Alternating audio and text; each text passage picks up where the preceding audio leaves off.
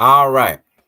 Here we are at the final um episode of our series. Now, it took me a while to prepare this. I'm sorry if anybody was waiting or hoping to check this out sooner when I first posted the announcement that this was going to go on the air. But yeah, it's been a pretty crazy day. I mean, I had to type out all the lists cuz I figured in case anybody hasn't watched the first part but they want to know everything leading up to this, I typed out the entire list in the chat comments. So be sure to check it out. Hopefully, it does effectively replay it. But if not, I'm going to go through all of it, and I'm not going to really discuss any of the names until we get to the 20 because we've already covered them in the previous episodes. But just to run through it in case the chat replay doesn't show and other people are watching this video later on, at least you'll know um, what the names are. So 100, Killer Priest. 99, Granddaddy IU. 98, Sticky Fingers. 97, Cameron. 96, Snoop Dogg. 95, Nature. 94, Fat Joe. 93, Craig Mack. 92, Talib Kweli. 91, Warren G. 90, Raekwon. 89, ODB, also known as Old Dirty Bastard. 88, Corrupt. 87, Vex the Vortex of the Boogie Monsters. 86, Joel Santana. 85, King T. 84, OC. 83, Master P. 82, Shabazz the Disciple. 81, Twister. 80, Ghostface Killer. 79, Redman. 78, Mos Def. 77, Shine. 76, You God. 75, Lupe Fiasco. 74, Pharaoh Monk. Or Pharaoh Monk. I've never really known how to say that one that well. Pharaoh Monk, we'll say. I could be wrong. Could be Pharaoh Monch, but I think it's Monch because Monchita doll. So yeah, Pharaoh Monch probably. Okay. 73 Havoc. 72 Inspector Deck. 71 AG. 70 Papoose. 69 Little Fame. 68 Psycho Les. 67 Jadakiss. 66 Be Real. 65 T.I. 64 Mike Geronimo. 63 B.O.B. 62 Dre's from Black Sheep. 61 Bun B, a member of UGK. Rest in peace to Pimp C. He'll be in the honorable mentions. 60 Jazzo. 59 Styles P. 58 Method Man. 57 Q-Tip. 56 Ice-T. 55 Prodigy. 54 The DOC. 53 Andre 3000. 52 Master Killer. 51 Immortal Technique. 50 Ludacris. 49 Beanie Seagal. 48 Cassidy. 47 Willie D. 46 Too Short. 45 RZA. 44 Scarface. 43 MC Ren. 42 Busta Rhymes. 41 Tretch. 40 Foxy Brown. 39 Eric Sermon. 38 LL Cool J. 37 DMX. 36 Common. 35 Large Professor. 34 Bushwick Bill. 33 Kanye West. 32 50 Cent. 31 Lauryn Hill. 30 Eminem. 29 Cormega. 28 MC Shen. 27 Heavy D. 26 Easy E. 25 AZ. 24 Lord Finesse. 23 Mace. 22 Dr. Dre. 21 KRS-One. So that is our recap of all the episodes prior leading up to this. I apologize if it seems like I'm a little flustered. Now, before I get into the top 20, because now that I've summarized this, and we're also going to take a little bit to get into the honorable mentions after, I just want to tell y'all a story. And to anybody watching this, I pose this as an open question because there was this chick that I've known since high school named Samantha Dixon. And yeah, I'm naming names. I don't care. I'm putting them on blast because this is bogus, right? And I want to get the story straight. And I'm sure anybody watching this and hearing the story as it is will totally relate to what I'm saying.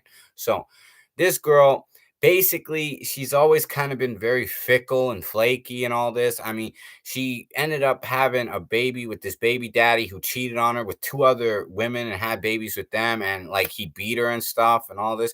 And she came asking me for money and pretended like she liked me, right? So I ended up helping her out with like $900, right? And then she just always kept leading me on, bailing on me and all this and just playing games whenever, like, she would say she wanted to be with me, but then she distanced herself off and nothing would happen. I've never even kissed this chick, and I helped her. So basically, I'm like, we should talk about this because it feels like you just took advantage of me to get my money. Like you never really liked me, and we should set the record straight, right? So I'm like, yeah, and I even explained. I'm like, I looked up the going rate for escorts and prostitutes. Just it's common knowledge. You could look this up on the internet. They want about 200 an hour, right? I'm like, I gave this chick $900. I didn't even kiss the fucking bitch, right? I'm like, man, if I just wanted to get with you, don't get the wrong impression. If I just wanted to get with you, if I just wanted sex, I could have paid 200, busted a nut in a prostitute that probably was more slim than you and ain't got no baby daddy or baby drama, right? It was never about that. I genuinely had feelings for you. And then she tries to twist that around on me and says, "Oh, you never loved me. You just wanted sex." And I'm like, "Where did I say that?" And she's like, "I read it in the whole conversation." I said, "Show me. Take a screenshot, show me where I said I only wanted sex and I didn't have real feelings for you, and that's why I didn't help you out with the money." No, I was making a joke saying that if it was, I could have gave $200, gotten a nut, would have been cheaper, and wouldn't have had to deal with your drama. It's like I didn't do that. I helped you out because I genuinely had feelings, and you just trying to take advantage. You don't want to pay me the money back. You don't even want to make time to talk to me properly like a normal, mature adult, and you want to play these games with me. So it's like, tell me, am I wrong? And then you know what's funny? As soon as I said, show me that I said I only wanted sex and I didn't really love you or have feelings for you, and that's why I helped you out. Dead silent. Couldn't say nothing. I wonder why. Maybe because I didn't fucking say what you're saying I said. And I said, like, if I said that, show me. Prove it to me. I didn't say it. I know what I said. I made a joke. If it was about sex, I could have done that, spent less money, actually gotten sex. It was never that. I helped you out because I liked you, thought you liked me, you pretended to like me, to play me, to take my money. So yeah, just for the record, just so y'all know, watch out for that Samantha Dixon bitch because she's tripe.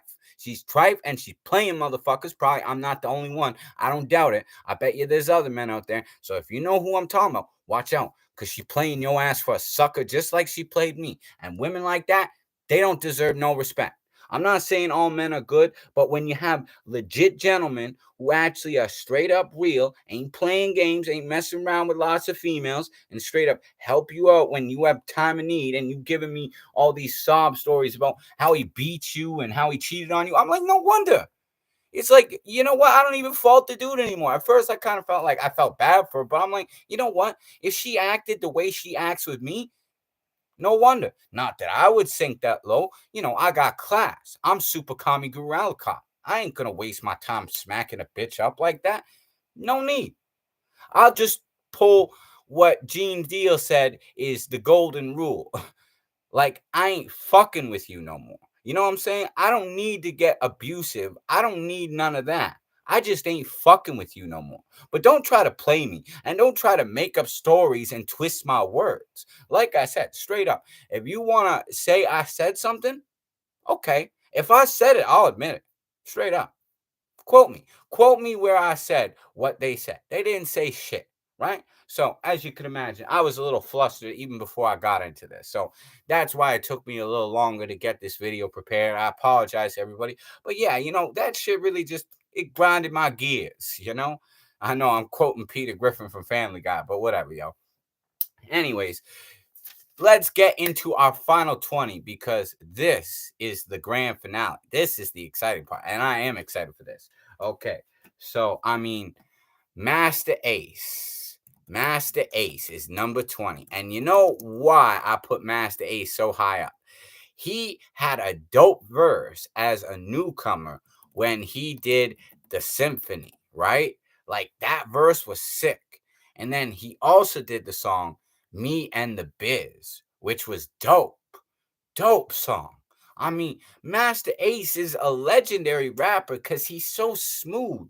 Like his style, you listen to what he said things that so many other rappers copied after him. As far as the whole being good with ladies, being cool, Master Ace is the pioneer of that. So you gotta give the man his flowers. You gotta give Master Ace his props for that. Now we at 19. Chuck D of Public Enemy. No disrespect to Flavor Flav. We're going to get to him in honorable mentions as well. But Chuck D was the real lyricist and the backbone of Public Enemy, talking about these deep political issues, this social commentary. I mean, I had a burn CD when I first started listening to hip hop, and I had a bunch of songs like I had heard titles of that I had basically requested and burned onto this for me to listen to. As I'm listening to this, this was one of those songs I used to listen to all the time. Was it's in Grand Theft Auto San Andreas. Hold on, let me look it up. I believe it's called, what is it called? Let me see. Rebel Without a Pause. Yo, Rebel Without a Pause, man, it's dope. And I mean, all the Public Enemy stuff was dope. I mean, 911 is a joke. Bring the Noise. I mean, Don't Believe the Hype is fresh, yo. I mean, Public Enemy were dope. And Flavor Flav's the funny, sort of like Biz Markie of the group, we could say, because he's kind of more comical and laid back. But Chuck D had some bars, man. He had dope lyrics. He was so hard. I actually almost recorded at a studio he worked at, because he actually came up to Canada to record some shit. And I almost went to that studio. They had crazy prices, didn't want to help me with marketing development, so I didn't end up going through. Like for an artist like Chuck D, he didn't have to worry about that stuff. So all the props to him. Much love, respect. But yeah, yo, Chuck D's solid. That's why, he makes it into the top 20.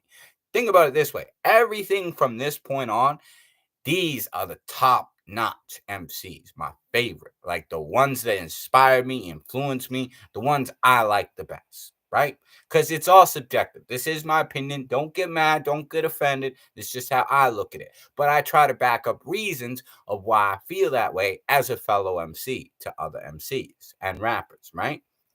Next, we have Melly Mel. And the reason he's so high up on this list is he's a pioneer. He's so important to hip hop because he had one of the first social commentaries on a record when they did The Message with Grandmaster Flash. It's him and Duke Booty rapping on this, right? And I mean, what Melly Mel's saying, he's got crazy lyrics. And then, he also was on White Lines and all that, right? Like, it was dope because like he pioneered the foundation of what rap became, because until then all you had was like Sugar Hill Gangs and Curtis Blows. You had party records. You didn't really have hip hop with a message, hence the message being so important. So for that reason, everything hip hop is built upon is because of Melly Mel. And you know what's interesting? I see him get mad that Eminem gets put in the top 5 and he's near the bottom, and I get that. That would piss you off. Like if you helped create something, it's his baby, and they shaking it, giving it like sudden infant death syndrome, fucking it up, and he's the one who pioneered the shit. So yeah, he's offended. And you know what? I'll put it this way. I love what Big Daddy Kane said about him, because he said, "Don't take it personal." Melly Mel's pissed off at every other rapper because in his mind, he did it first. He believed he had a set vision and a focused concept of how it should be done. So anybody else who's doing it differently after him, if they don't do it the way he believes it should be done, he is going to be pissed off about it, and it's understandable. So I don't fault him. And you know what? Melly Mel might not even like me as an MC or an advocate or any of that because I'm white. And you know what? I would totally accept that. And I still got love for him because I understand where he's coming from. It'd be very easy to get pissed off. And he doesn't get the credit or the recognition he deserves. And that's something I can relate to. So yeah, I got much love and I understand the dude. So no hate on my end. And you know what? It's understandable he'd be pissed off because he's so important and he doesn't get the appreciation he really deserves. Next, we got 17, Biz Markie, a pioneer of so many rapper styles. You look at Biz Markie because he could beatbox. He had songs like Just a Friend, and he was funny. He had songs like The Vapors. I only recently found out Big Daddy Kane wrote a lot of lyrics for this dude. But what makes Biz Markie so iconic is you listen to how he raps, how he's so laid back. He's not trying to force too many lyrics on you. He's kind of comical. He's very laid back. He's relaxed. He's telling stories about his life.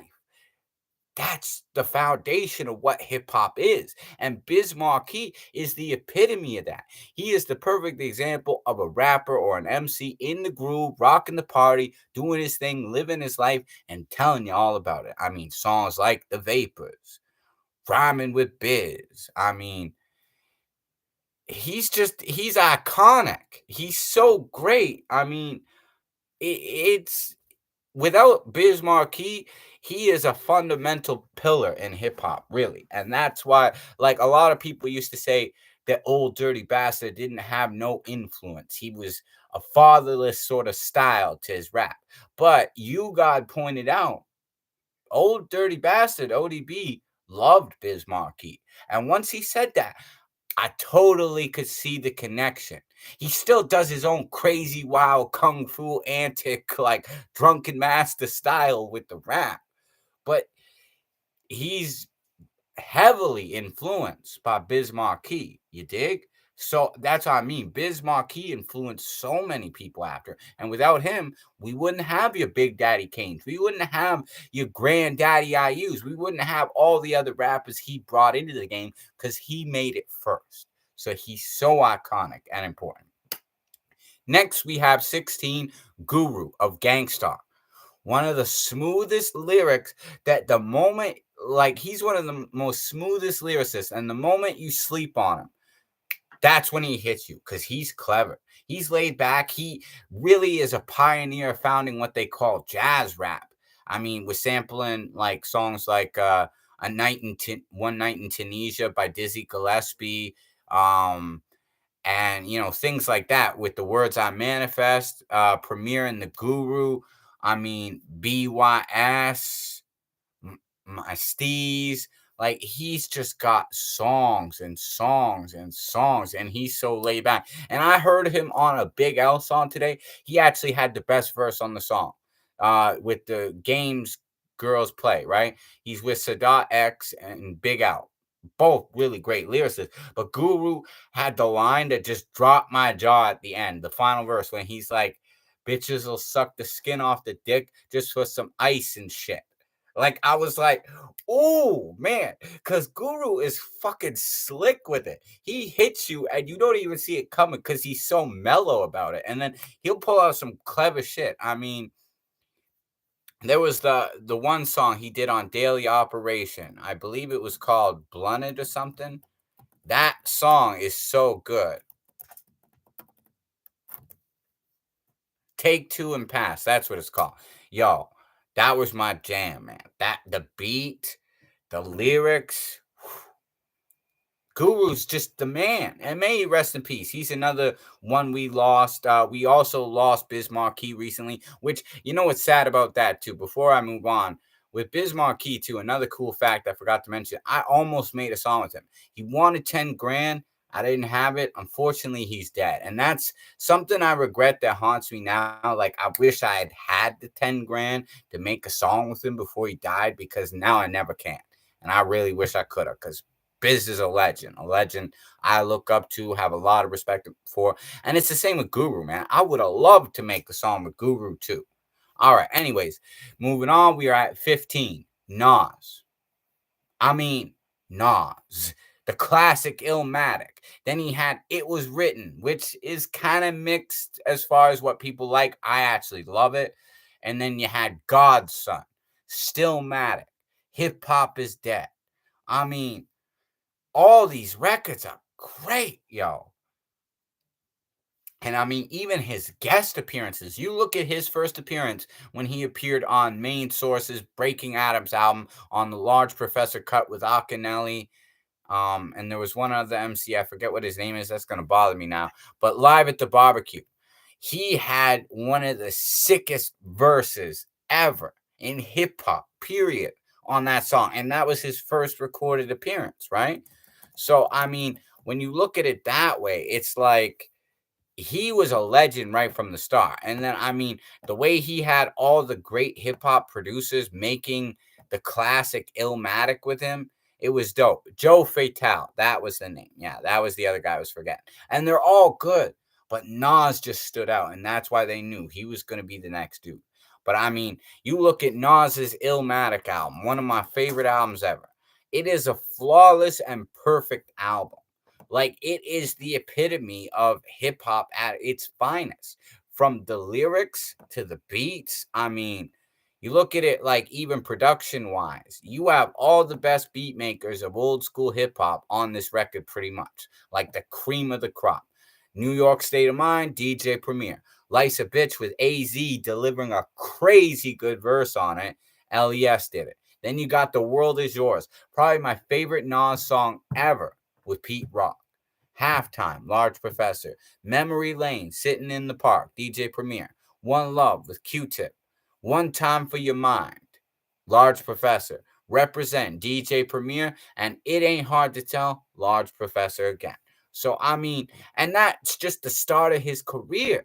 I mean, then he goes on to work with artists like Foxy Brown, Cormega, Nature, AZ, Making the Firm. He gets beats made by Ron Browse, who produced for Big L. He's got beats made by Eminem with The Cross. I mean, Will I Am did a hot joint with Hip Hop Is Dead. Like, he's got all these great songs, and he's so iconic as a hip hop lyricist, and he's just legendary. And some people, they criticize him and they say, oh, he's the worst beat picker. That's my beef with Vlad, talking shit. Like, dude, you couldn't even make it as a DJ, you couldn't even sell beats, and you can't rap. Why the hell you on Nas's dick trying to judge him? Like, straight up, he acts like he's the hip hop encyclopedia and he's some expert, but he's stupid. Because realistically, Nas has actually had several great beats throughout his entire career. I don't think any rapper in history has had perfect beats every freaking track as long as they live. Even the best of them have had some whack beats. It's natural, but I'll put it this way: the beats don't make the song. The lyrics and the beats make the song. So if the beat's not that good, if it's a great song, it means the lyrics were that much better. So you can't sit there and say that he is the worst beat maker. If he picks beats that aren't as good and he kills it over them, doesn't that show that he's actually one of the better rappers? When you think about it, you think about that logically, right? That's why I hate that DJ Vlad asshole. I even wrote a verse dissing him that I'm going to drop on my next album. Like, he's phony, he's whack. People need to stop praising this dude because he don't know nothing about real hip hop. And you notice the only people that ever appear in his interviews are people whose careers are like in the ninth inning and declining and finished. You don't have anybody, the big people he's praising on their dicks and shit on his show. You know what's that? Because they don't want to fuck with him. They know he's a has-been. He's a washed-out sellout, and he's just not that great. And keep in mind, he's so close with Diddy, the diddler, that Diddy almost bought Vlad TV. So don't trust this motherfucker. He's phony. He's bad for hip-hop. He's toxic. And he thinks he knows everything, but he's just a bloody know-it-all, and he don't know jack shit. Straight up, I know more than Vlad. I studied the history. I rap. I make beats. I didn't give up and try to start a YouTube channel because I couldn't make it as a DJ, taking other rappers' lyrics and throwing my own whack beats on them and shit. Like, sorry, I need to get that bone off because I hated that he went at Nas like that because who cares what Vlad thinks of Nas? Nas is number 15 on my list because he's dope.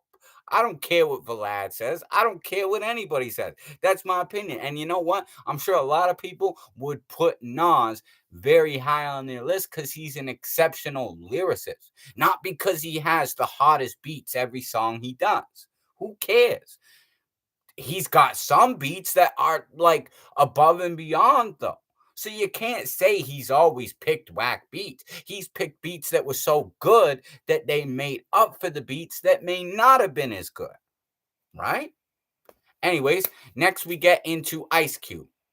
I mean, NWA. Then he had America's Most Wanted. Then he had Death Certificate. Then he had The Predator, Lethal Injection. I mean, I'll put it this way.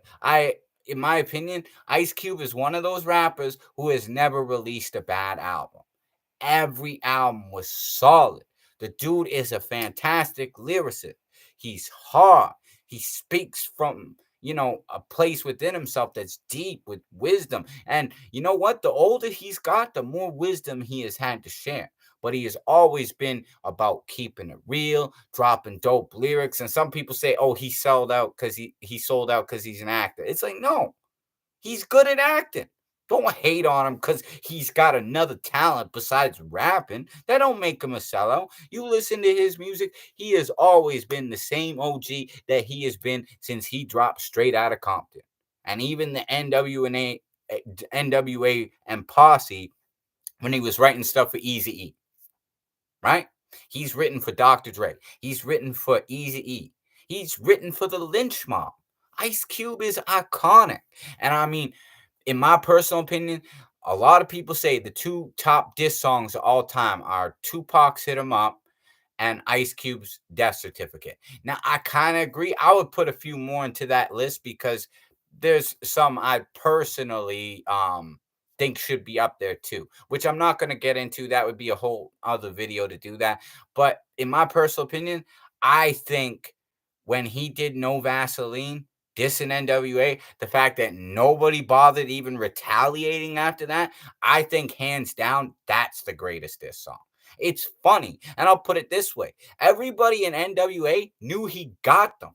They're like, "Oh, fuck, he got us." Like they're mad. They're upset. Like he rattled their chain a bit, but they couldn't even diss him back because he had them. He got them. In a way, they gotta respect it and loved it more for it because they're like, yo, fuck, Cube got us, man, right? Like there wasn't even that level of, oh, we want to kill you. Like that. See, that stuff came into rap and hip hop later. You look at it like this: he tore them a new asshole. Let's be real. He got them, and they didn't want to kill him. They admitted it. They took it with a smile and a bow, like, yeah, he got us. So, I mean, for that reason alone, how could you not put the dude in the top 20? He's legendary. So, yeah, and I mean, songs like that, It Was a Good Day, Check Yourself, the Message remix, You Know How We Do It, Why We Thugs, man, he's just got songs and songs and songs because he's Ice Cube. He's ice cold. He's always been. And I'll put it this way: I didn't really like that Dr. Dre Compton album, but do you know what one of my favorite parts of that was? One of the parts I actually thought was one of the best parts of that whole album was Ice Cube's verse. Ice Cube was still killing it. That record, I really didn't feel lived up to par with all the other Dre albums. But hearing his verse, that was a highlight on that record. Because I'm like, yo, Cube's still good though. Cube's still nice. This record really isn't that great, but yo, props to Cube because he killing it still. So, that's why he's so high up on the list. Next, we got 13, Notorious B.I.G. And I mean, iconic. Considering he only got to make 2 albums when he was alive. I don't really count the stuff they made after he died because you know what? I put it this way. He didn't have any say or control over that. You can't really count things where the artists themselves weren't there to be a part of. I mean, it's different if they recorded a whole album and then they died, but if they didn't, you can't act like that album was the way they would have made it, right? So put all that stuff to the side, right? Just look at Ready to Die, a masterpiece. I mean, as a freestylist, the beats, the stories, the funny lyrics he would drop, like he would say some of the funniest shit, and you wouldn't expect a rapper to say it. Like he would say all these funny things in the middle of these really dark concepts and songs, right? And like he would just mix all these emotions, and listening to Biggie is like going on a roller coaster. There's highs, there's lows. One song, and you going up, you going down, you going around twists and turns. Shit is a roller coaster because the man was nice. I think my favorite Biggie line was well, there's two, and they were on the song with Method Man. The what? I love the lines where he was like, they soft like a Twinkie filling, playing the villain, prepare for this rap killing. Soft like a Twinkie filling. And cause he's a big, like chubby dude, right? Tall, chubby, like Twinkie bro.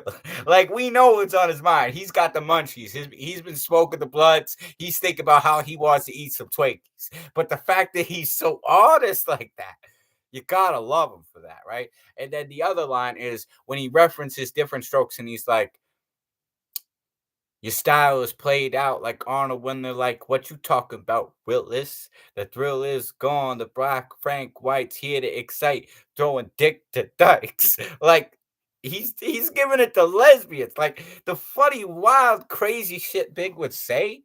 That's what makes him so good and so iconic. Like, Biggie's the guy that you could be having a terrible day. You put on a Biggie record, you hear all the dark stuff you say, and you bob into it. You vibing with it, right? And then he'll make you laugh, and you feel a little better.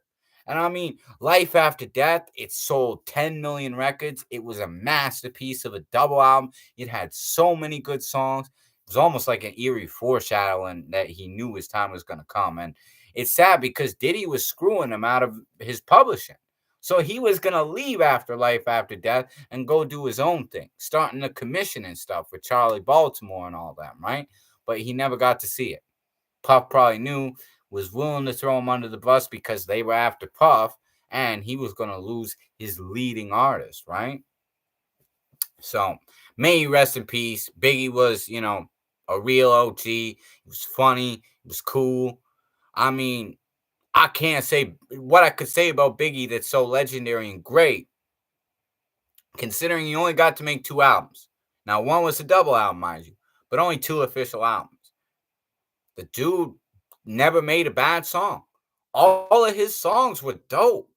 Every single song was fire. It was hot. So, rest in peace, Biggie, for that. And next at 12, we got Tupac. Now, I know people, it's always very controversial. I've heard people say they don't think Tupac is that lyrical. I'm like, no, he's lyrical in a different way. You listen to how Biggie raps, like, there's always the comparison of who's better. They have different styles. Biggie's laid back, relaxed with his flow. He doesn't need to say as many words to get his point across and hit you, but he's still effective. Pac, he's the opposite end of the spectrum. He throws as many words at you as quickly as he can because he can. But let's break down like the click we bang, West Side when we ride, come equipped with game. He's using 2 rhymes to end it.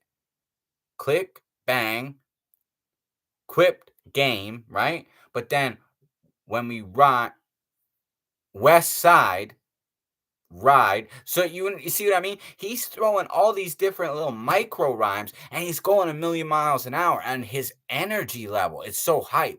Plus, you know what? Straight up, the first rap song I ever listened to was Tupac. I wouldn't be a rapper. I wouldn't have really got into hip hop if it weren't for Tupac. The first song I heard was I believe it's called I Don't Give a Fuck or Just Don't Give a Fuck. I'm going to look up to make sure what it's called. I think it's I Don't Give a Fuck. I think Just Don't Give a Fuck is the Eminem song, I'm believing, because he did a similar song too, right?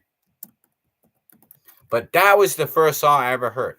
And I remember I had just gotten that burnt CD I was talking about earlier, right? I got that. I got it from a friend at school. I had my portable CD player because that was the thing back in the day. I put it in there. I went to the bathroom because it was lunch break. I wanted to be alone. Put it on. I just wanted to really vibe to it, listen to it. I was all excited. I'm listening to I Don't Give a Fuck. First song I ever heard, right? And I was just like, damn, because he was going off. I mean, mad profanity. But he even had this line that was kind of funny where he's like, ain't that a bitch? All I wanted was some chips. And then, I mean, the lyrics, the hardness, the beat.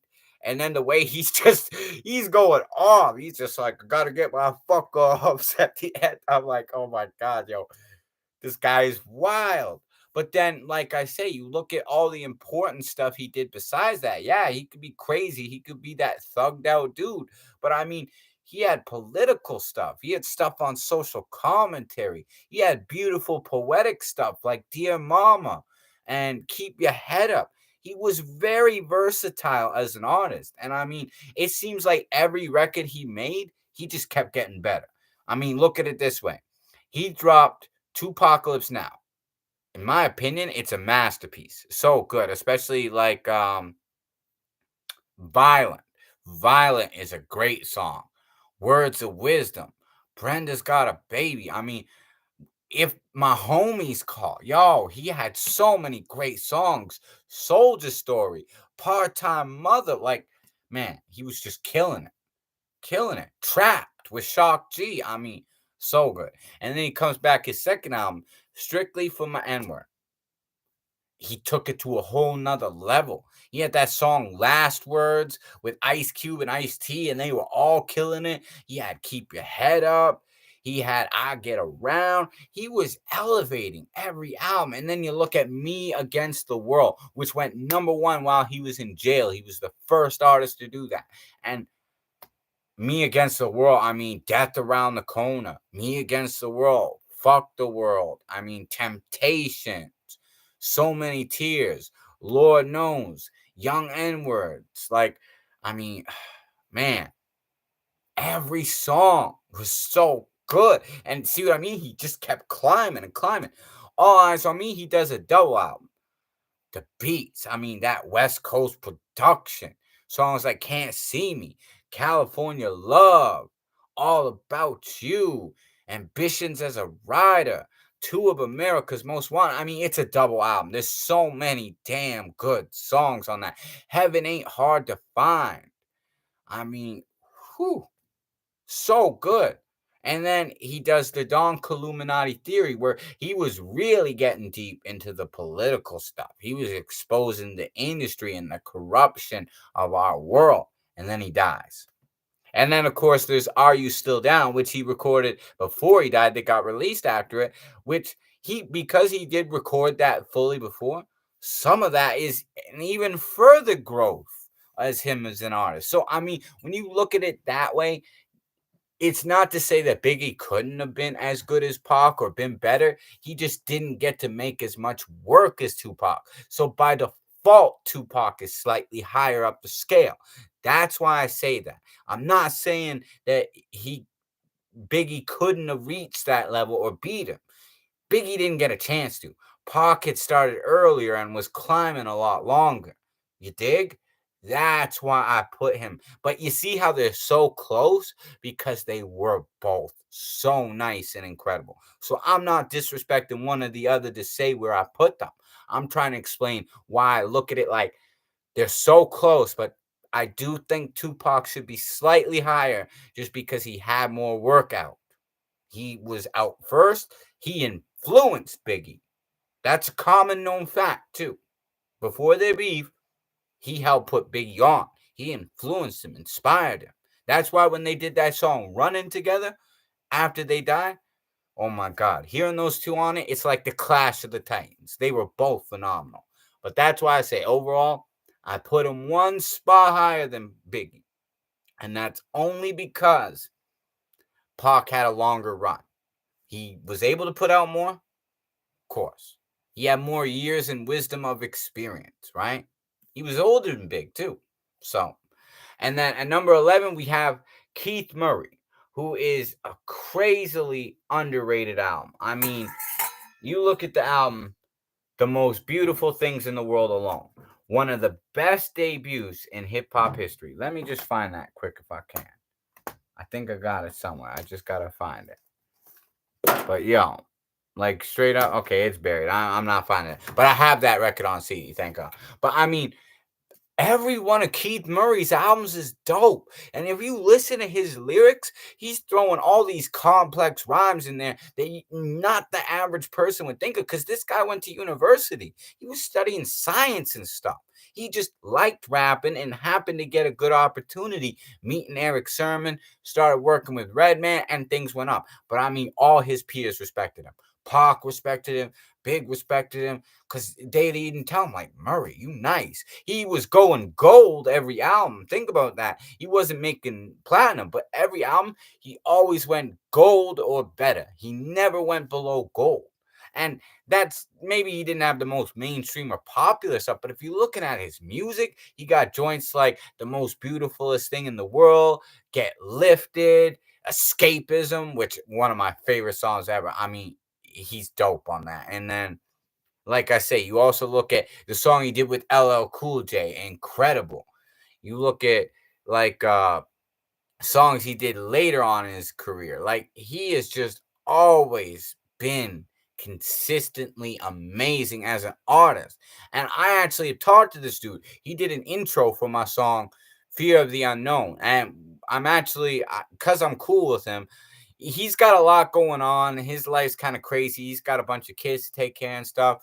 But like, we did talk. He might even come back and do another intro for another song later in the future, just to represent, because me and him were cool like that. And I mean, the dude's nice. He should get way more credit and appreciation than he does, because he is one of the most lyrical beasts to be underrated in the hip hop game. He's just phenomenal.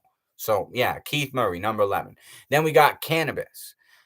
Man, I know because of the Eminem beef and the LL Cool J beef, the beefs kind of overshadowed his career. They overshadowed him as an artist. And this is another dude I'm cool with that would make a song with me if I had $1,000. Like me and him talked about it several times throughout years. And I'm like, I'm just not in a good financial position. But when I get $1,000, we are making a song together. And he's like, yeah, yeah. When that happens, you holler at me because we gonna do it. Like he respects me, I respect him.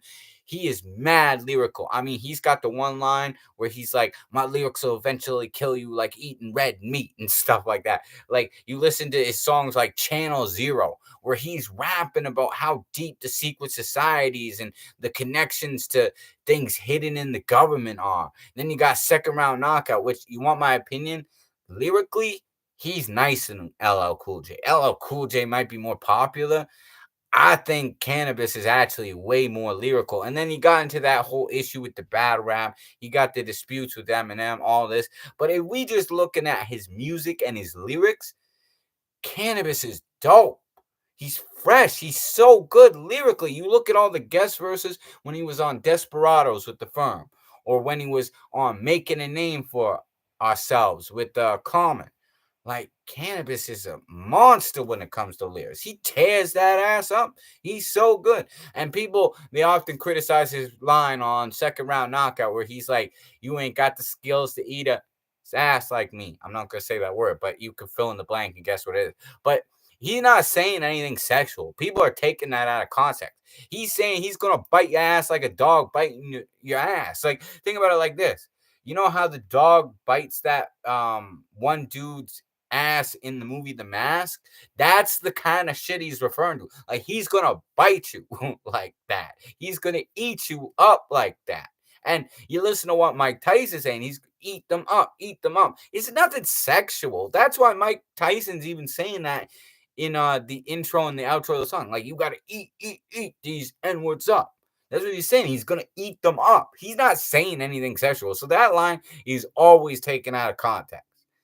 It sounds odd, but like I say, if you actually look at the context of how he's using it, it's actually quite clever. And the fact that he's ballsy enough to say it, even though there is those weird implications that might come to mind, shows how fearless and brave as a lyricist he is. So yeah, Cannabis, dope. Gotta give the man his flowers. All right, number 9, we got Buck 65. Honestly, I feel like he is the greatest white MC that there has ever been. Everybody thinks it's Eminem. I don't. Buck 65 was out first.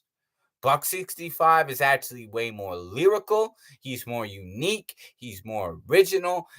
Everybody praising that Drake is the greatest rapper to come out of Canada. Nah, Buck 65 is. He had success before all those dudes. And he did have major success. He had success to the point that the great band Radiohead said that they loved Buck 65 and had never listened to hip hop till they listened to his album, Talking Honky Blues, because he said they never could have pictured him taking hip hop and flipping the formula upside down, using all these different sounds like banjos and fiddles and making it like its own weird country-esque rap, right? And he does it effectively. Now, why I love Buck 65 so much, and he's one of my favorites. When I was a kid, I was sitting there on the floor playing with Legos. It was maybe past my bedtime. I don't remember. It might have been a weekend, but Teletoons was playing. And for some reason, it was like in between cartoons or something, and they put on Buck 65's 463. I had never listened to rap. I was a young kid. I remember I was mesmerized because in the video, he's playing a baseball game, and all the members of both baseball teams are copies or clones of himself. And they're playing this baseball game, and he's rapping, and he's telling this story about how he doesn't know what's wrong with the youth of today, wonder and loss, the true what they say, and all this. And I was mesmerized. I stopped playing with the Legos. I'm just sitting there like, what is this? What's going on? I was so young, I didn't even understand. I'm listening to this guy tell this wild ass story. This baseball game's going on, and then right near the end, when the breakdown comes in and the guitar solo comes in, like I was just that was my first exposure to hip hop. We being real, because I was like, yo, what is this? And I remember thinking, I'm like, whoever this guy is, yo, he's cool. I'm like, yeah, yo, I want to be cool like this guy. He's different. He's cool. Like whoever this guy is, whatever he's doing. I was so young, I didn't even really understand. I was like, yo, this guy's cool. I want to be like this guy. So, and as a fellow Canadian rapper, I mean, think about it like this. He is the only hip hop artist in the history of the Juno Awards to win Best Album of any kind of the year for a hip hop album with Talkin' Honky Blues. So he did it before Drake. He was making music before um Eminem, and he's an amazing DJ and scratcher. He worked with radio, he did all that. He is phenomenal, and he is so underrated and underappreciated. And I don't even like the people say Eminem's so great without giving Buck credit, because realistically he kind of opened the door for Eminem before Eminem even became a big name. Him and Pun. You look at non-white artists, like non-black artists going platinum, actually having successful multiple singles, more than Vanilla Ice.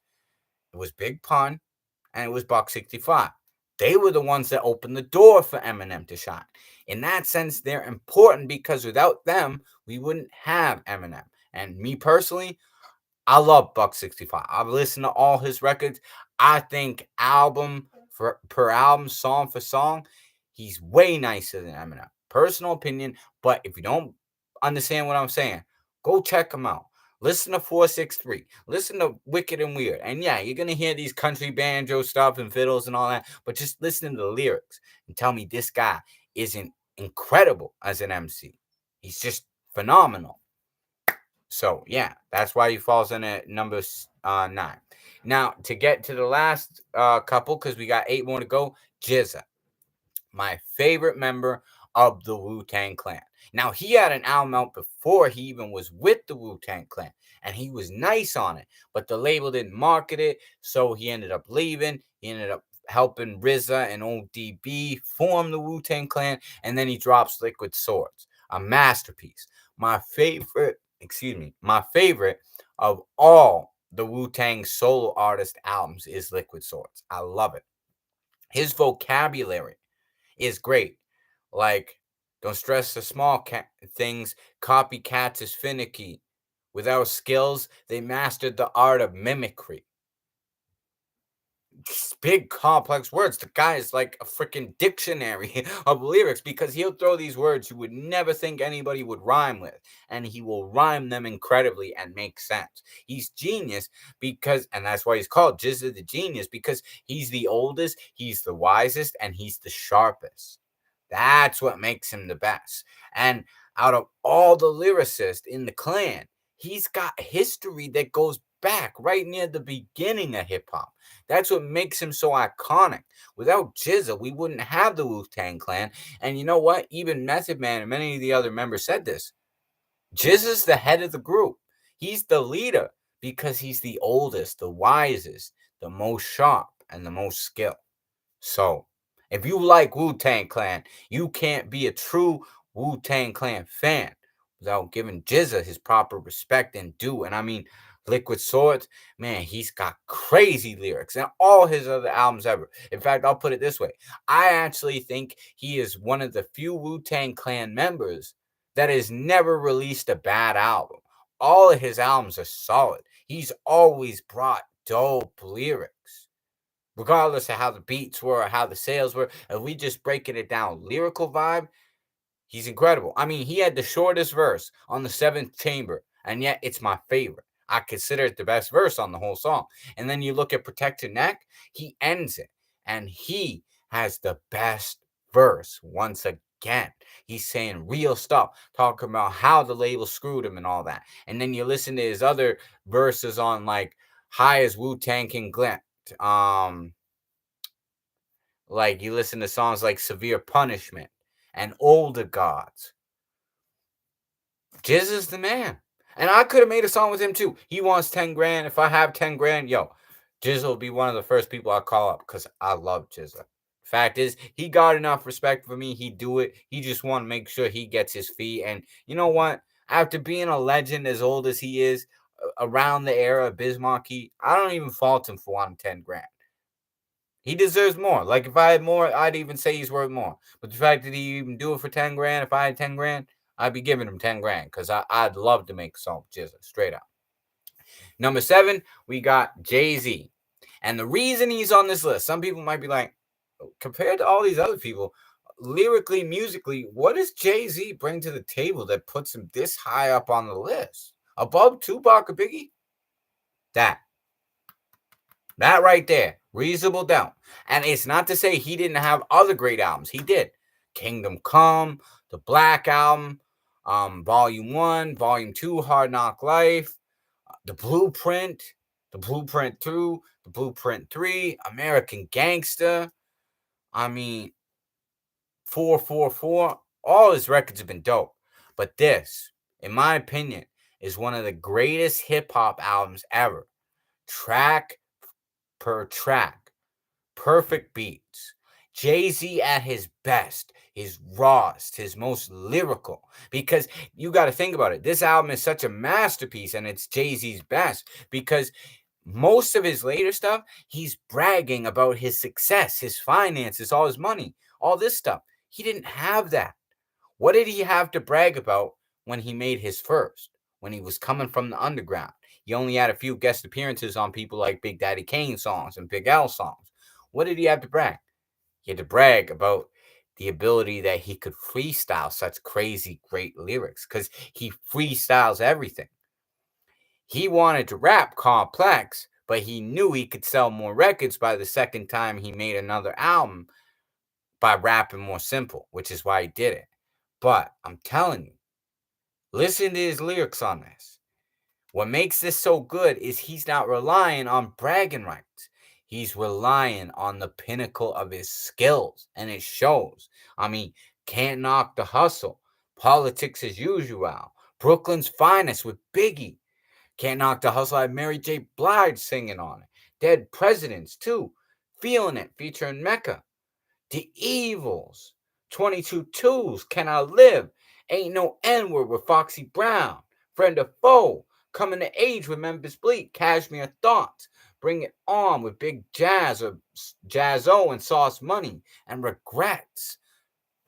Every track is amazing. I mean, he built this label and made this album with all the money he made from selling crack on the streets. And he got away with it. He turned himself into a legitimate business. He had to hustle like that. He paid these people with fives and tens and dollars and stuff because it was drug money.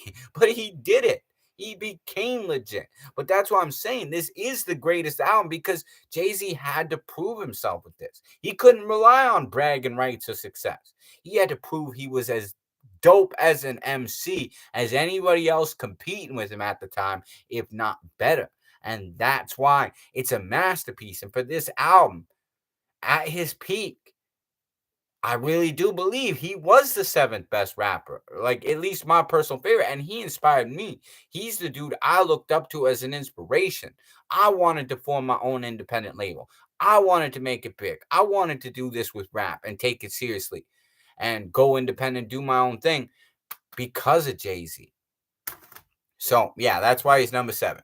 Number 6, Slick Rick. Slick Rick is the master of storytelling. I mean, that first album, The Great Adventures of Slick Rick, and even before that, when he did Lottie Dottie with Dougie Fresh. I mean, Slick Rick is one of the smoothest, most awesome rappers ever because his stories are so good. that he doesn't even need to be the most lyrical. He is an exceptional lyricist because he can take all his lyrics and make such vivid stories. You look at every rapper who was great at storytelling, they all consider him the master of storytelling because he was the one who pioneered it and perfected it. From Treat Her Like a Prostitute, The Ruler's Back, the iconic children's story, which was one of the first songs I listened to on that burnt CD I was talking about. The Moment I Fear, Let's Get Crazy, Indian Girl in brackets, an adult story, Teenage Love, one of the most real, beautiful R&B sounding kind of songs that he's telling the real story, what it's like to be a teen in love. Then Mona Lisa, Kid, what's the scoop? Hey, young world, teacher, and the ender, lick the balls. I mean, everything. Everything Slick Rick touched turned to gold. And you look at all his appearances on stuff like with Outkast and even the song he did with Chameleon, which was a later song. The ruler's back. He still got it. He never left. Slick Rick has always been the slickest and the master of telling stories with his tongue. His flow, his voice, it's iconic. He proved he was a real dude because he stabbed somebody and he got stabbed in. The reason he wears the eye patch, not a lot of people know this, he wears the eye patch because he got stabbed in the eye with a broken wine bottle. And then he got deported. Like, he's crazy. But as an MC, his impact is timeless. I mean, he was one of the first rappers that really made me understand what hip hop was about and the importance of storytelling. So I gotta give Slick Rick his flowers. Number 5, Cool G Rap. The master of multi-syllabalistic, multiple rhymes per bar. He is the pioneer of that. And yo, he is so dope. Like, I love Cool G Rap. When I saw the top 50 list they came out with this year, I was angry. I was enraged even that Cool G Rap isn't on this list. How could you have the best rappers of all time and not put Cool G Rap on it? When you listen to him on the song he did with Big Al as a guest, not even his song. And he's got lines where he's like, I'm 4/5 lifting, send you as a gift to the mortician if you forfeit living.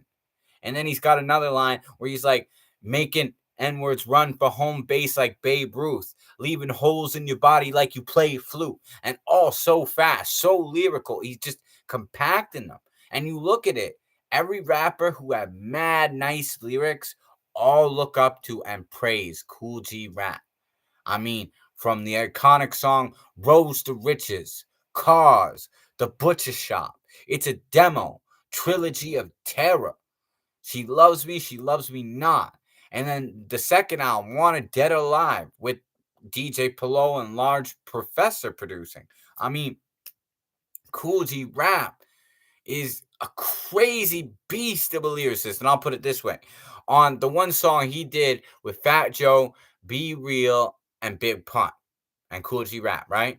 Cool G Rap, they're all nice. All those dudes on that track is nice, including Pun. Pun is my favorite, and we're going to get to Pun soon. But in my opinion, Cool G Rap had the best lyrics, the best verse on that song. Like, I'm going to break down his lyrics just to give you an example why I put him so high up, right? Like, I'm going to break down quick why I think he's so good. And that's why I put him at 5, is because of what he says on this song. See, everybody is good on this song. Fat Joe is good. Be Real's good. Big Pun is incredible. But Cool G Rap, he steals the show because he's like, no doubt, I be the crime story of all ghetto territories. Soldiers at war be blowing up N-words like glory with pharmaceutical laboratories, majored in chemistry, PhD in streetology, degree in drug industry. Combining H2O with matter from crack batter, residue model. residue molecules scatter, launching rockets to make the pocket fatter. Mind brighter than Einstein's for crime. G equals an MC that ain't near the square sun. I gets mine. Like, but yo, the kill will fill with force fields and shields and holy steel. And we'll keep it real. You know the deal. If the stakes ain't too high for me to grab it, I got to have it. Stack all the cabbage from conducting a drug traffic. Police are chaining me and tried to find a new pot to frame me in. They rein me in, so I resort to evil thoughts like Damien. Display my fury to the DA and the jury. 100 grand, the judge's hammer slams. I'm a free man. Like, break down all the shit he's saying individually. Like, my favorite line in that whole verse is he majored in chemistry. He's got a PhD in streetology and a degree in drug industry. Like, this is a really educated dude. He is, like he said, he's such an educated rapper. He has all these like credits to his name in every area of being an MC. And just the way he could put that on blast and display like that, I'm like, yo, Cool G Rap is just, he's dope. He's tight. I'm like, what more can I say? So next we get to number 4, Rakim. And this is a rapper that was so influential to me as well because I had Eric B. and Rakim's greatest hits. Very early on, when I was still making mixtapes in high school and stuff, I got that. And he was a rapper that helped me improve freestyling. I would listen to how he flowed. I would listen to his cadences. I would listen how he would switch up the lyrics and the way he did it with such smoothness and the way he'd catch you off guard and he would say this really clever, intelligent stuff. I'll put it this way. Rakim might be one of the most influential rappers all time because you got to remember, he was one of the first rappers coming from the golden age and the birth of hip hop. Therefore, everybody that came after him studied Rakim. They all listened to it. To get good, you had to learn from everybody who came before you. That's the problem with most new rappers nowadays. They don't go all the way back to the source. They don't go back to the roots. They go to the generation before them. So they're missing all those other generations or eras before that last generation that they stop at. But that's where you really get good. You see all those people that became great in the 90s and all that and the 2000s is because these dudes listened to Rakim. They grew up on Rakim. Rakim, he showed you exactly how it was supposed to be done. And he even says that this is how it should be done. My style is identical to none. And what's crazy is you listen to songs like Microphone Fiend, where he explains that it's not just about the money and the success. When you get into rapping and you have a love for it, it's like an addiction. You need to rap on that mic. You need to rip the mic apart. You need to rock the jam. It's addictive. It's like a cigarette. It's like drugs. You get sucked into this world of wanting to rap on a mic. And Rakim could paint these pictures so beautifully. And he could make all these complex songs like I Ain't No Joke, Follow the Leader, The Ghetto, the song he did for Juice, Know the Ledge. He was just, he's iconic. I can't even say anything more than that because I'm like, yo, anything more I could say just wouldn't do it justice anyway. All I could say is if you don't know who Rakim is, go listen to him. Go listen to that whole greatest hits of Eric B. and Rakim. Get your feet wet. And then if you really understand and appreciate it, you'll want to go back and listen to every album that the duo made. Because Eric B. was a fantastic DJ too. You know? Much respect to him for that. You'll want to listen to everything Rakim ever said. Because he shows exactly how this should be done. All right, number 3. We're on our final 3. So we got Big Daddy Kane at number 3. One of my top 3, 6 albums, all masterpieces. Every song on them so good. And I mean, another one, like a Rakim, he's a pillar of hip hop. He was the first one to bring punchlines into it. To have these, he, helped pioneer the stack and the rhymes really quickly. He could rap at multiple different speeds. He could touch all these different topics. Big Daddy Kane, he was the iconic mainstream appeal, like that you don't see in a rapper that's just naturally lyrically gifted. I mean, his history, he was there through it all. He helped, artists like Tupac and Biggie shine. He helped people like Jay-Z get on, Busta Rhymes, Q-Tip. He helped all these people. His significance to hip hop alone deserves to put him in the top three. But then you listen to his lyrics, man. I mean, just to quote a few songs of what you could listen to. Listen to Warming Up Kane. Listen to Ain't No Half Steppin'. Listen to How'd You Get a Record Deal? Prince of Darkness. I mean, these are all different lyrics. And I mean, you listen to songs too, like It's a Big Daddy Thing, Smooth Operator, Show and Prove. All these great, great songs. A whole massively long career. For 6 albums, the man in that original, late 80s run all the way to the 90s, even though the albums declined in sales because the popularity switched to gangster rap, every album was phenomenal. Every song on every album was incredible. The man was just a beast. And he even said some shit on a song where he explained, I think it was either Mortal Kombat or Another Victory, both really good songs. But he said some shit where he was saying he doesn't have beef with any other performer. But he's saying if they want to step to him and treat him like a sucker, then he'll crush the motherfucker. Meaning he's not going to start beefing with nobody. He don't want to beef with nobody. He's always talking about peace and love, like on songs like Young, Gifted, and Black, which is incredible. He jacked that beat from MC Shen. And thank God he did, because that song is awesome. And the beat is part of why that's so amazing. And then you listen to Ain't No Half Stepping. He's like punching the punching bag while he's going. But as I was saying, like, he's talking about peace and love often. But at the same time, you wouldn't want to battle this guy. He'd crush you. He's so good. He's so smooth. He could rap crazy fast, like on songs like Wrath of Cain. And then he could slow it down and just do simple stuff like I'll Take You There or Children of the Future and still make it dope. He could go through all these crazy speeds, all these slow speeds.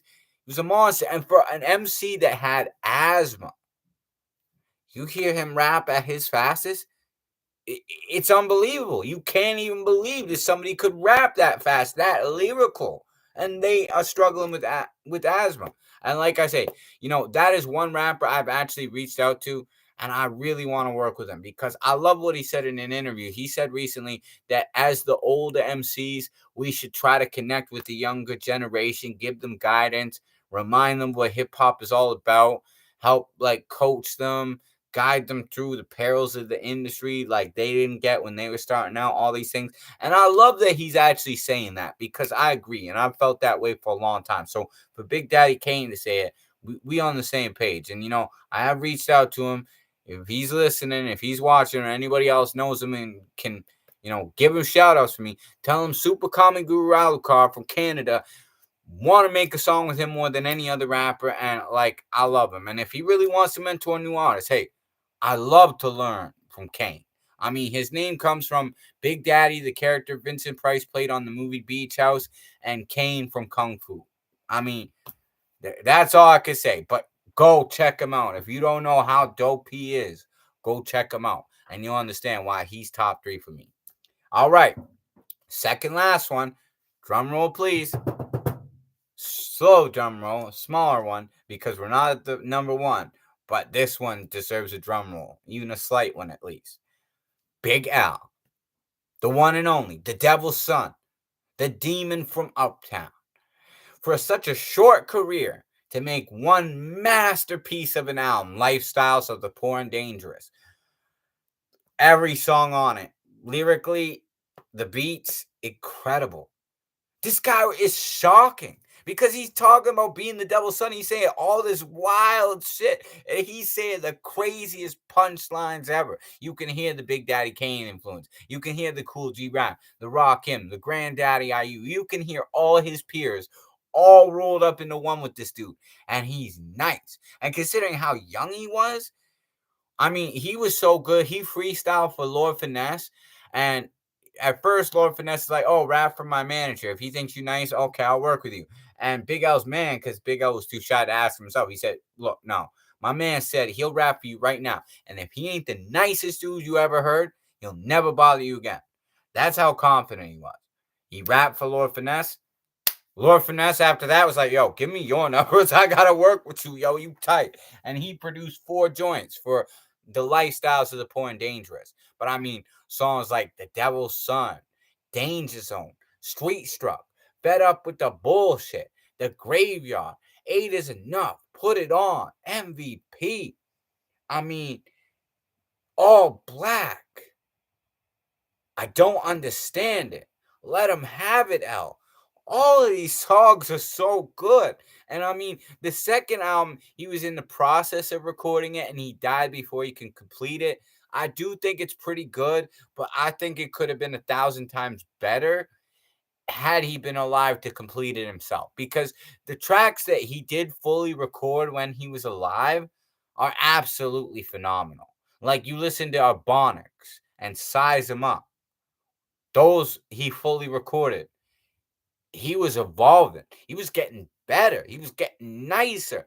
And honestly, I think he could have been a top contender to be one of the greatest rappers ever. Like he could have even been the number one. But he just did not get to put out enough work. Because you look at it like this. Let's break down, and this is why you're going to understand the difference between why I put him and number one separately. Now, I think if Big L had put out more, he could have been number one. But he really didn't have that many songs completed. I am going to count Ebonics, The Devil's Son, and what's on Lifestyles of the Poor and Dangerous, right? Because he did record those when he was alive. So that's 3 others on top of what's on um Lifestyles of the Poor and Dangerous. He had 12. So he had 15 songs that he fully had control over in his lifetime that were all masterpieces. Had he had more, he might be number one. But with 15 songs to be number two, L is nice. L is tight. You can't fuck with L straight up. And that brings us to number one, which is the legendary Big Pun, Big Punisher. And I mean, this is why I say Big Pun beats him slightly. It's so close, but Big Pun was able to make more songs in his lifetime. And he was on way more guest appearances. For his short career, you look at it, he first made his first official record appearance on Jealous One's Envy in 1995. Let's start from there and move all the way. He died in 2000, 2001, I'm pretty sure. We're going to Okay, yeah, 2000. I just want to confirm. So you look at it. He was on more guest appearances in 5 years than any other rapper. In 5 years, he hopped on so many people's joints, and he always killed it. Always. You look at the appearances he had on Fat Joe's album, the Terror Squad album. He was killing it on all these. The album he was recording right before he died, which look at it this way. Considering he was dying, he was so overweight, he could hardly breathe. His lyrical capacity was hindered a bit because he's suffocating from the weight and all that, right? Yeah, Baby is still pretty tight considering the man is dying. How the fuck do you make a record that good when you so overweight the weight is crushing your lungs in? How do you rap that good? I mean, he was a beast. He was just and you listen to his lyrics, like, I'll put it this way. If you really wonder why I say he is the greatest, listen to his verses on Beware, Super Lyrical, Still Not a Player, The Dream Shatterer, Punish Me, You Ain't a Killer, Caribbean Connection, Glamour Life, Capital Punishment, I'm Not a Player, Twins, Deep Cover, You Came Up, Tres Leches, Fast Money, Parental Discretion. Oh my god, all of those songs are fucking amazing lyrically. Like he was just a beast. And even on that second album, he got to do Watch Those off with his head. It's so hard. We Don't Care. Oh my God. You listen to his verse on We Don't Care. For a guy that's dying, he manages to deliver one of the greatest, fastest, craziest verses lyrically in history.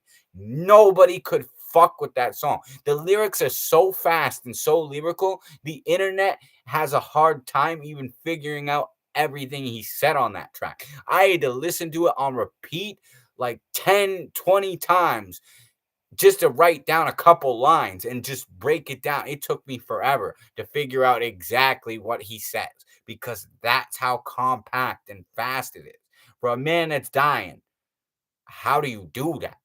And it's funny because he has a line in one of his songs, Dream Shatterer and You Ain't a Killer, whereas the line originates from, he reuses that as a chorus.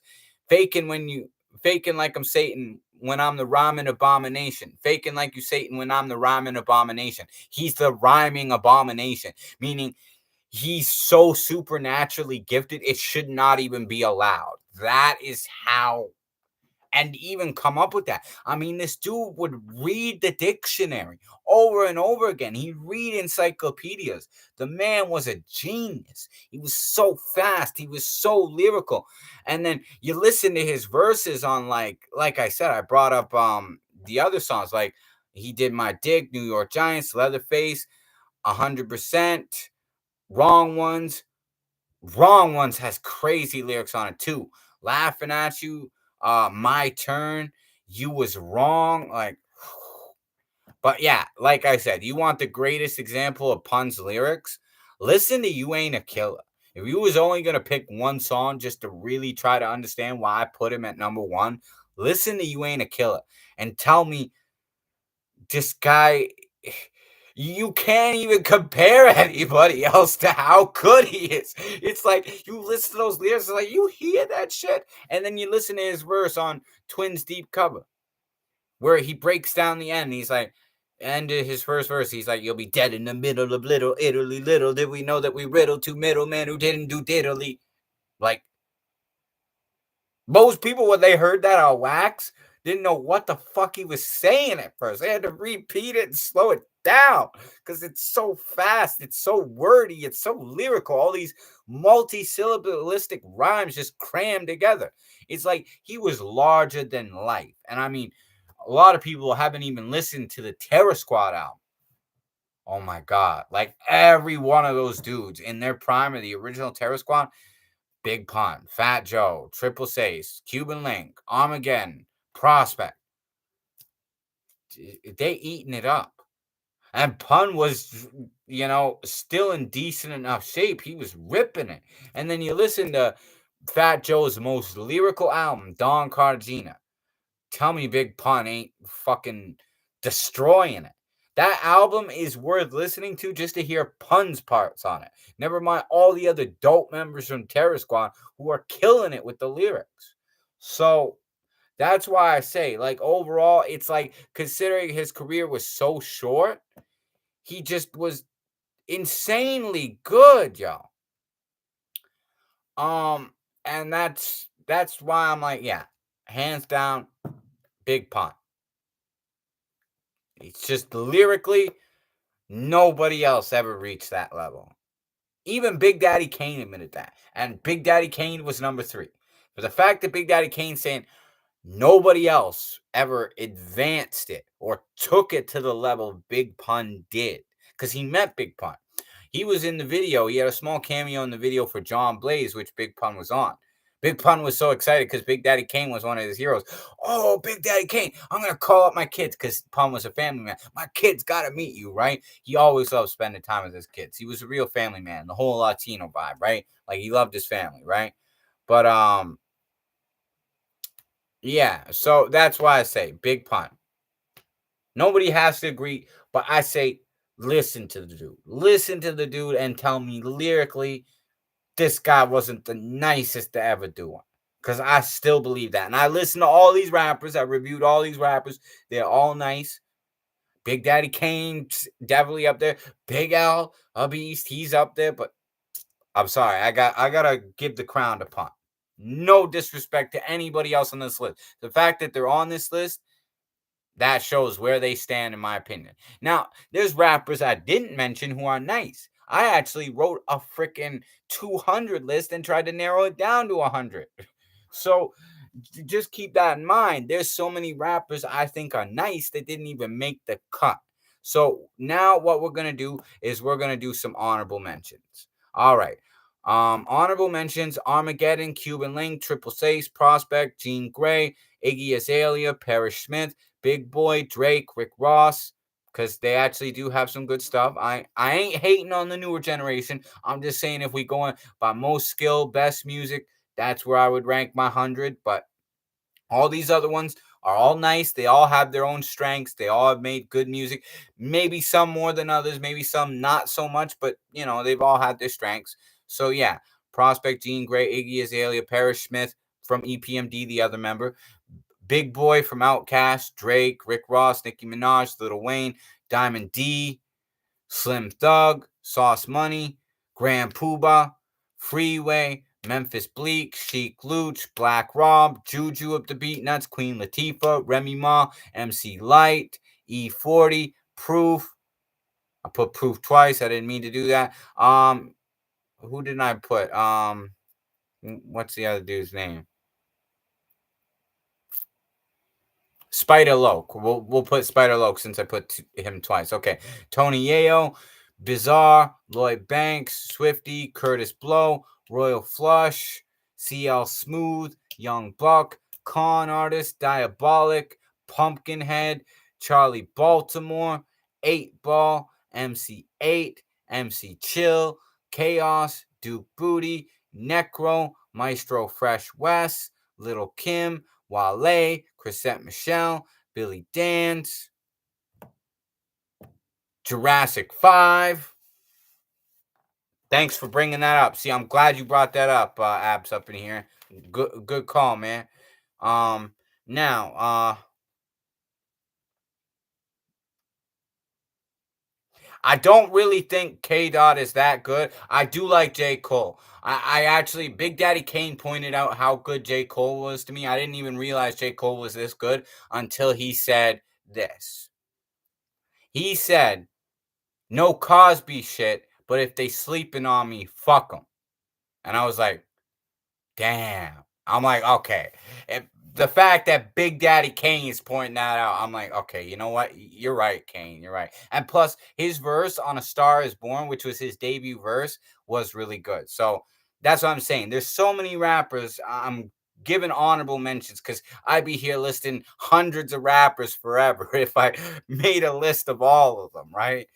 As for K Dot, okay, look, I guess I'll give him an honorable mention shout out, and some people like him, but I don't like Kendrick Lamar. To be honest, I've dissed him. I don't like him that much. The reason I don't like him, and I'll explain this. Some people might wonder why you hating on Kendrick Lamar. He had terrible verses on the Compton album. His verses on Compton were crap. That's the only songs I've ever really heard of his. So I can't really have a valid opinion because what I heard was garbage. Straight up. He might have better songs on his own. And considering he's on a Dr. Dre record and he's spitting that whack, it made that record a complete disappointment because I was kind of hoping he'd be good because he's on a Dr. Dre record. Yet his lyrics were whack on that shit, straight up. But what I can say too, and this is another interesting fact for anybody who don't know, with Kendrick, here's my big problem with him. And this is an example why I don't think he's really that good. Kendrick did a song called Cereal and Cartoons or some shit, right? Do you know that there was a group that he sampled for part of that beat? And they usually let tons of rappers sample their stuff. They hated that song so much. That's why it didn't make it on his album. They're like, this guy's terrible. He's not even good as any of these rappers who sampled us before. They made good songs with our stuff, but this guy's garbage. I mean, when the artist he's sampling, it's like, no, we're cutting the sample. You're not making money off us. That shit's trash. I mean, honorable mentions, some people like him. I don't really like him, right? Snoop, I did mention Snoop Dogg. I don't know why Bieberg, Abs up in here. You're rolling with me. If you saw the first part, you saw the list. If you scroll up, I mentioned Snoop Dogg, and I said why I put him on there. Doggy Style is a classic. Like I say, I give respect to J. Cole too, because Big Daddy Kane pointed out, hey, dude's actually nice. I'm not even saying that Kendrick Lamar or K. Dot, whatever, is like complete shit that I'm not gonna mention him, but I don't know any of his music which is good enough to really give him any respect or credit. Like until somebody shows me something that impresses me, I can't really speak on it, and that's being fair. I mean, considering what I heard was garbage, I don't have a good opinion of him. I dissed him for it because it's whack. And how some of these rappers in the honorable mentions, I don't think they're that good either, and I did fucking diss them. People like Drake and Rick Ross and shit like that, right? So no offense to them, but I don't think they really as hype as people making them out to be. You dig what I'm saying? But I love that you mentioned Jurassic 5 up in here, abs up in here, because Jurassic 5, I agree with that. They're hella underrated. I haven't even heard that much from them. I'll put it this way. I was going to school for radio broadcasting, right? Check this. This is a pretty funny story. This one guy, I never heard of him. He put on a song for me. I only heard one song. I forget what it was called too. I never heard them before. Now, this speaks volumes though. I'm like, yo, who are these guys? Yo, these guys are tight, yo. I wish I could remember that song because I'm like, yo, it was tight. I don't know what song it was, but yo, it was fresh, man. And I never heard that. I never could remember what the song was. But this one guy, he was in my class. He showed me. I was like, yo, these dudes are nice, yo. I'm like, yo, I gotta listen to more of these dudes, man. I never heard, I never could figure out what that song was because it was so good too. I wish I knew. That's why I love that you brought that up because yeah, it's dope. And there's so many more I could mention that I didn't mention, like Prince Poe from Organized Confusion. He was also nice, right? And I have a list here of all the other ones, the honorable mentions that I didn't get to, right? So okay. Let's see for any of the people I didn't mention. All right. Since I want to try to mention as many as possible, just so people know I'm not a hater. I just was listing my 100 favorite ones, right? But if you're doing your thing, it's very competitive. I wouldn't want to hate on anybody because I don't want people hating on me. And yeah, abs up in here. Also, severe punishment was nuts. I totally agree. So and I said rappers and MCs because that's what this list is all about. There is a difference. MCs are more on the lyrical tip. Rappers are more they rock a party. They're not really all about the lyrics. They're just kind of hyping the crowd up with simple lyrics to catchy beats, right? That's the difference between an MC and a rapper, just to clarify that. But yeah, okay. I'm looking through this just to make sure I didn't miss anybody else. Um, let's see. Anybody else? I forget. All right. Chic Luch, another great one. Um,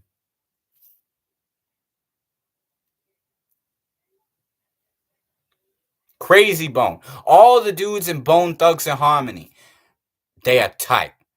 I see there's so many of those dudes. I didn't even know how to divide them and put them into the list. But no disrespect to them. They are all tight. Slim Thug, that's another one. He's tight. I love that. Thug from around the way. Yo, that used to be my shit, man.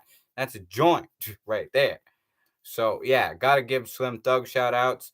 The game I will give credit because that first album, the documentary, was a masterpiece. I didn't like anything after that. I mean, the first album he had 50 writing songs from. Dr. Dre producing beats, Eminem, all this. Like he had cream of the crop artists working with him, which is why that was such a great album. And it had the best beats, the best lyrics. It was just hype. Like that's why I will give him respect. But I didn't really like anything after that first album, just being honest, right? All right. Who else? Anybody else I'm missing? All right. So, oh, Send Dog from Cypress Hill, also nice. WC and Mac 10 from West Side Connections, they are tight. Yo Yo, the female rapper, she's also good. Um, Too Poetic from Grim Reapers and Fruquan. Wale, Chrisette Michelle, Juicy J, Wiz Khalifa's eye. Um, Not really into Jim Jones, but shout out to him anyway, just because we don't want to be haters here. Um, Noriega, Fredro Starr, Sanzi, Eve, Cardinal Official, um, Black Thought, Dice Raw, Malik B,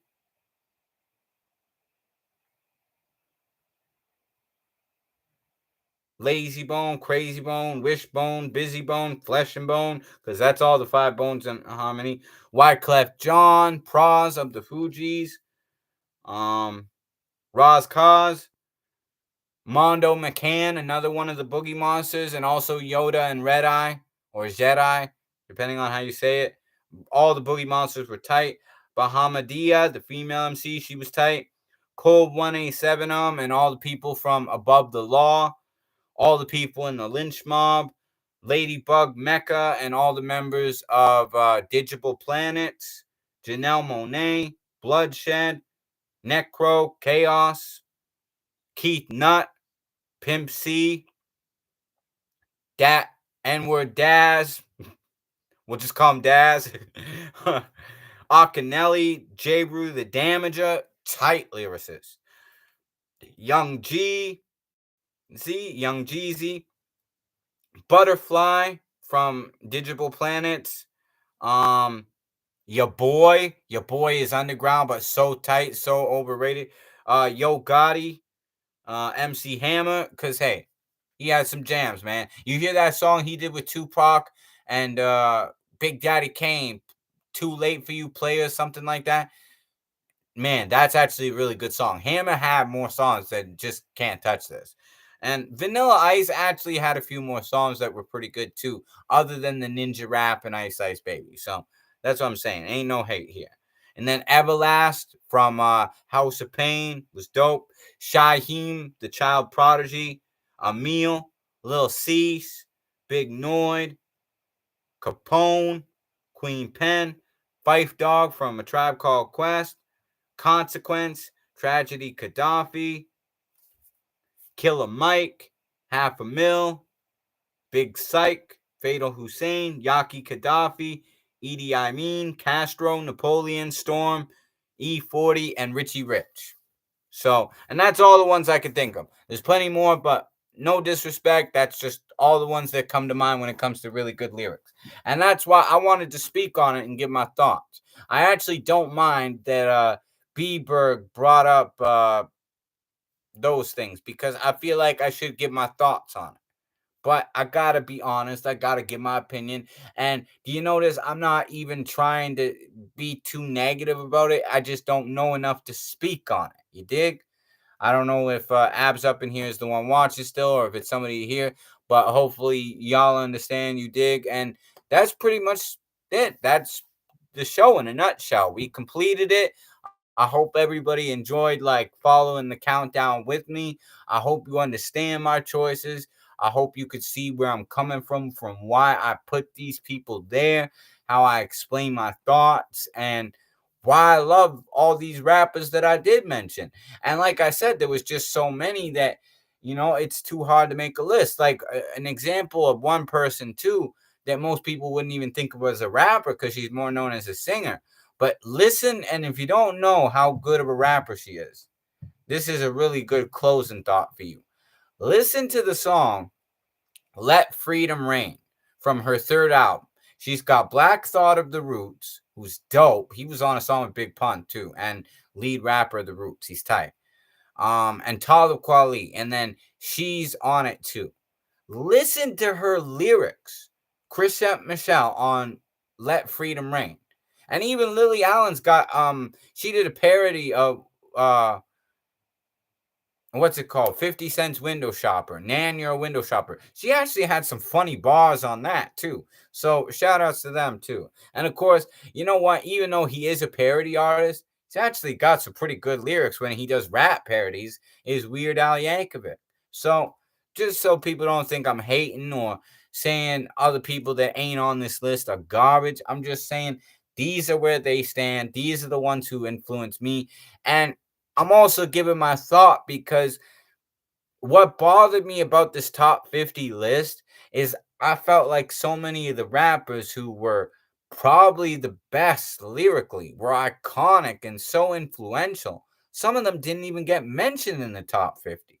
Like Big L, Cool G Rap. How do you not mention those dudes? Right? You dig? So that's what I'm saying. Like that kind of stuff bothered me.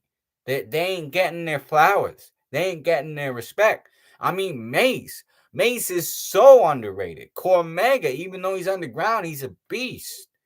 All these dudes, like I had to give flowers and give love and respect. Like I said, for the ones I didn't really put on the list, I couldn't really speak on as much.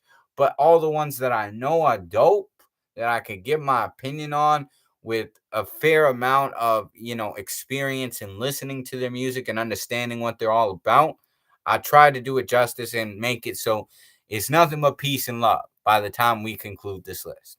Anyways, I hope you enjoyed this presentation. Thanks everybody for watching. And that's the end of the show. Until, more videos come, I'll probably get back to doing book reviews next week and also doing another live album discussion next week to kind of catch up on what's falling behind. And the good news is next month, I'm going to get a new mic, get back to recording, and we're going to start pumping out more of the albums. And plus, next month, another album will be dropping again. So, hope y'all look forward to that. And until next time, Super Kami Guru Alucard, peace out. Oyasumi nasai. Domo arigato gozaimasu minasan. Matane. Peace out. With much love, always.